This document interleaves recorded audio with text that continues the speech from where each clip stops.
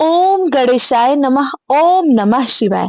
प्रेम से बोलिए विघ्नहर्ता की जय, भगवान भोलेनाथ की जय, माँ पार्वती की जय। नमस्कार भक्तगण, भगवान भोलेनाथ माँ पार्वती की कृपा आप सभी पर बनी रहे। आज हम सुनेंगे सोमवार व्रत के दिन सुनी जाने वाली सोमवार व्रत की पावन कथा। तो आइए मन में भगवान भोलेनाथ माँ पार्वती का स्मरण करते हुए सुनते हैं सोमवार व्रत की पावन कथा। एक साहूकार बहुत अधिक धनवान था। उसके पास धन आदि की कोई कमी नहीं थी। साहूकार के पास सभी सुख और ऐश्वर्य के साधन थे, किंतु उसको एक ही दुख था कि उसके कोई औलाद नहीं थी। दिन रात वह इसी चिंता में लगा रहता और वह पुत्र पाने के लिए हर सोमवार को भगवान चंद्रदेव व शिव जी की पूजा करता। वह व्रत भी रखता था। साहूकार की भोलेनाथ के प्रति ऐसी भक्ति देखकर एक बार माँ पार्वती जी ने शिव जी से कहा, हे नाथ, यह साहूकार आपका अनन्य भक्त है और सदैव ही आपका व्रत और पूजन भक्ति भाव से किया करता है। आप कृपा करके इसकी मनोकामना को पूरी कर दें। माता पार्वती जी के ऐसे वचन सुनकर भोलेनाथ ने माँ गौरी से कहा, हे पार्वती, यह संसार एक कर्म क्षेत्र है। यहाँ जो भी जैसा कार्य करता है उसे वैसा ही फल मिलता है, अर्थात जैसा कार्य मनुष्य करता है वैसा ही परिणाम भोगता है। किंतु माता पार्वती आग्रह पूर्वक बोली, हे महादेव, यह आपका अनन्य भक्त है। यदि इसको कोई भी दुख है तो आपको उसे अवश्य दूर करना चाहिए। यदि आप अपने भक्तों की मनोकामनाएं पूरी नहीं करेंगे तो क्यों मनुष्य आपकी भक्ति सेवा व पूजन करेंगे। माता पार्वती जी के इस आग्रह को सुनकर शिव जी ने कहा, हे शिवे, इस साहूकार के कोई पुत्र नहीं है, इसी कारण यह दिन रात चिंतित व दुखी रहता है। इसके भाग्य में संतान न होने पर भी मैं इसे पुत्र प्राप्ति के लिए वरदान देता हूँ, किंतु इसका पुत्र केवल 12 वर्ष तक ही जीवित रह सकता है, इसके बाद वह मर जाएगा। इससे अधिक मैं इस साहूकार के लिए कुछ भी नहीं कर सकता। माता पार्वती और भोलेनाथ के द्वारा की गई इन बातों को साहूकार सुन रहा था। उसे यह सारी बातें सुनकर ना कोई खुशी हुई और ना ही कोई दुख। वह पूर्वत यानी उसी प्रकार शिव जी की पूजा व व्रत करता रहा। कुछ समय पश्चात साहूकार की पत्नी गर्भवती हो गई और 10वें महीने में उसने एक बहुत ही सुंदर पुत्र को जन्म दिया। साहूकार के घर में बहुत खुशियां मनाई गई, किंतु साहूकार ने अपने पुत्र की 12 वर्ष की उम्र जानकर कोई खुशी प्रकट नहीं की और इस संबंध में किसी को कोई भेद भी नहीं बतलाया। वह बालक धीरे धीरे बड़ा होने लगा। जब वह बालक 11 वर्ष का हो गया तो बालक की माता ने साहूकार से उसके विवाह के लिए कहा, लेकिन साहूकार को भगवान भोलेनाथ और माता पार्वती द्वारा कही गई वह बातें याद थी कि मेरे पुत्र की आयु सिर्फ 12 वर्ष है।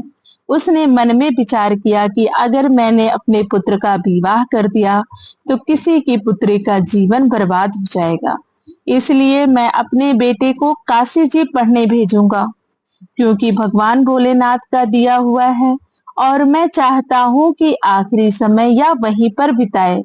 मन में ऐसा स्मरण करते हुए उसने अपनी पत्नी से कहा कि मैं अभी इसका विवाह नहीं करूंगा, मैं इसे काशी जी पढ़ने के लिए भेजूंगा।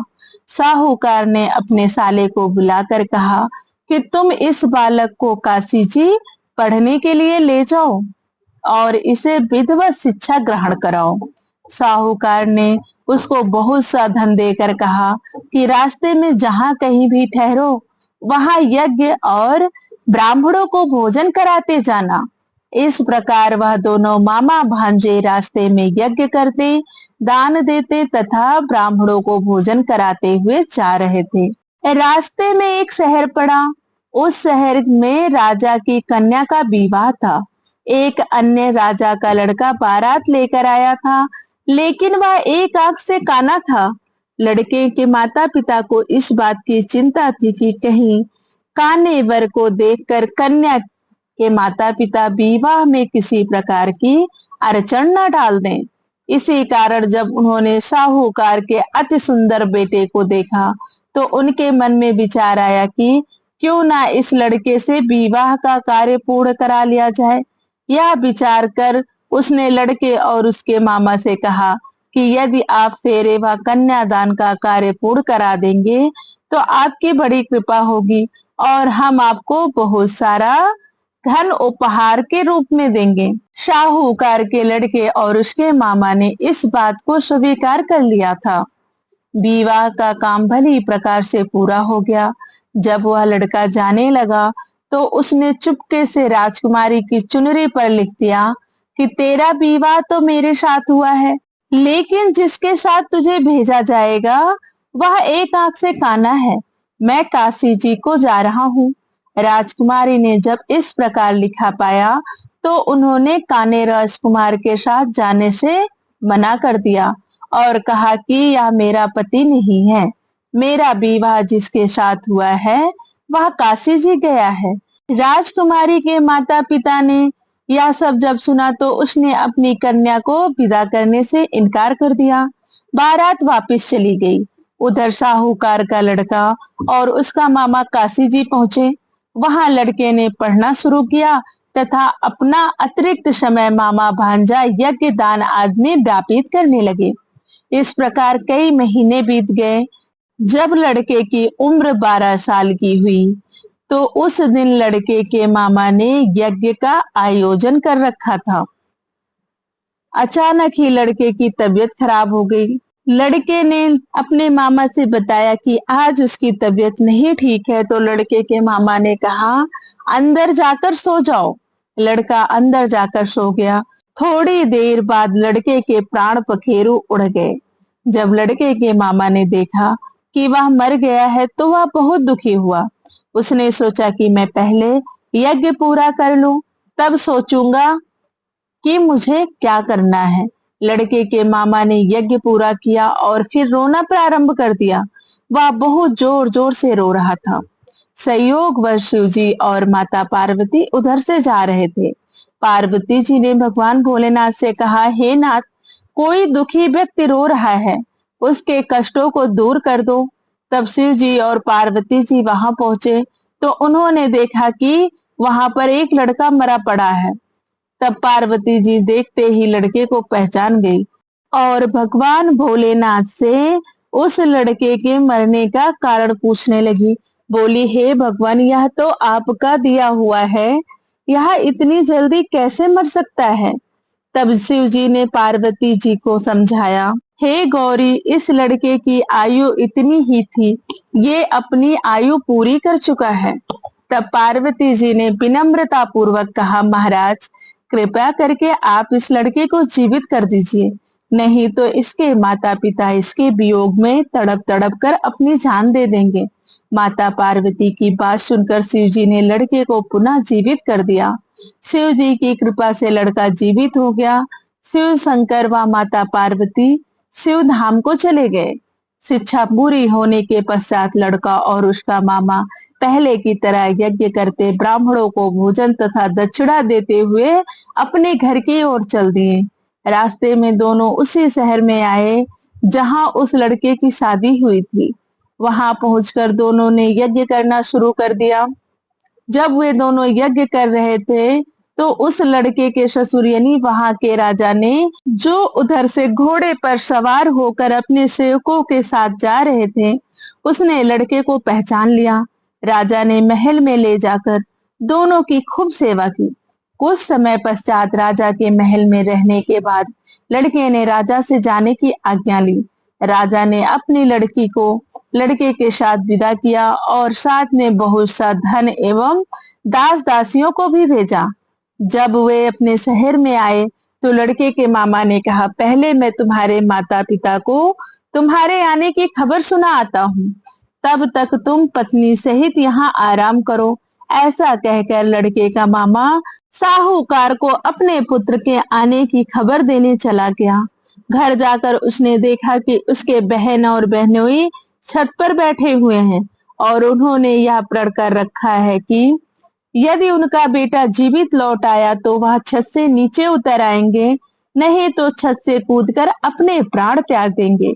लड़के के मामा ने यह समाचार उन्हें सुनाया कि उनका लड़का जीवित लौट आया है तो उन्हें विश्वास नहीं हुआ। तब लड़के के मामा ने शपथ खाकर कहा कि आपका पुत्र अपनी स्त्री और बहुत सा धन और दास दासियों सहित घर आया है।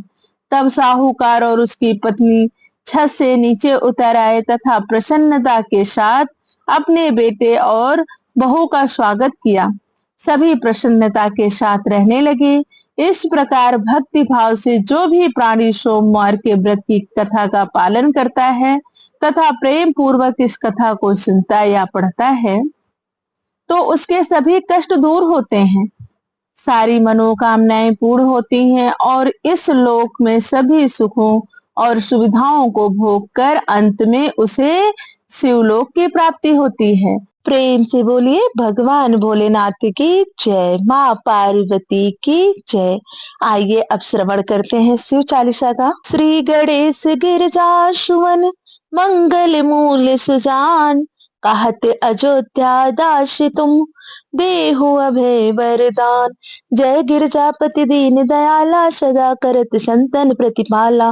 भाल चंद्रमा शोहत नीके, कानन कुंडल नाग फनीके। अंग गौर सिर गंग बहाए, मुंड माल तन छार लगाए।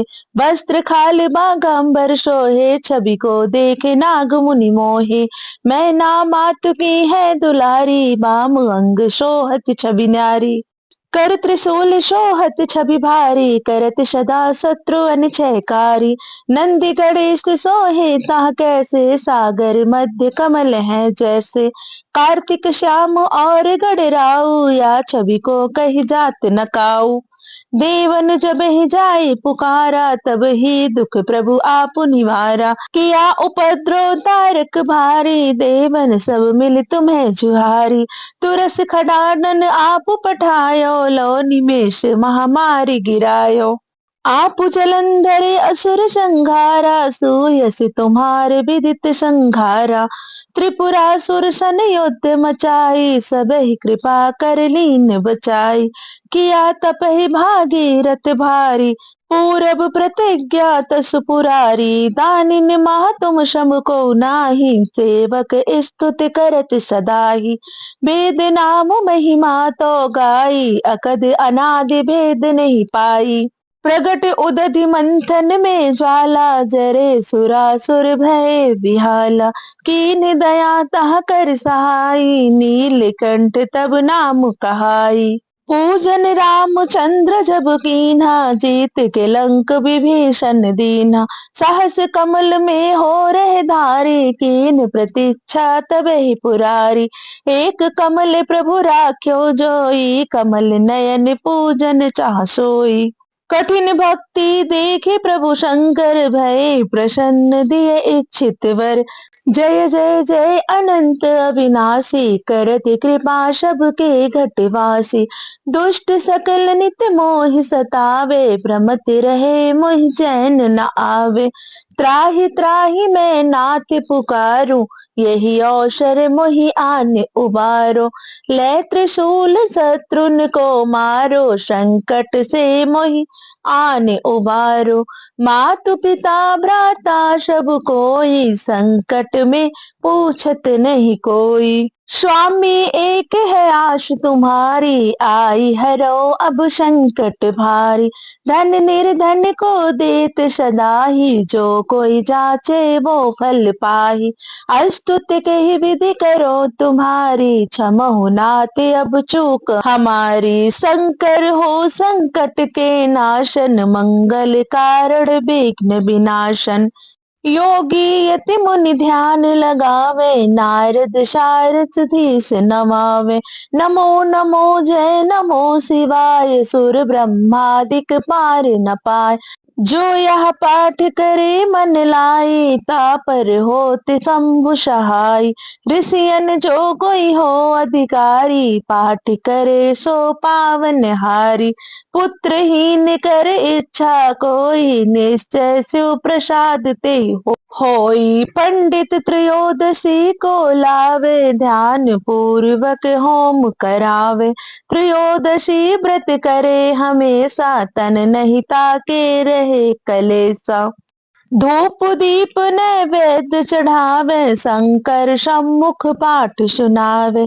जन्म जन्म के पाप नसावे, अंतवास शिवपुर में पावे। कहे अयोध्या आश तुम्हारी, जान सकल दुख हरो हमारी। नित्य नेम कर प्रातः ही, पाठ करो चालीसा। तुम मेरी मनोकामना पूर्ण करो जगदीश। मग सठ छठ हेमंत ऋतु, श्रावंत 64 जान। अष्टुत चालीसा वही, पूर्ण कीन कल्याण। प्रेम से बोलिए भगवान भोलेनाथ की जय।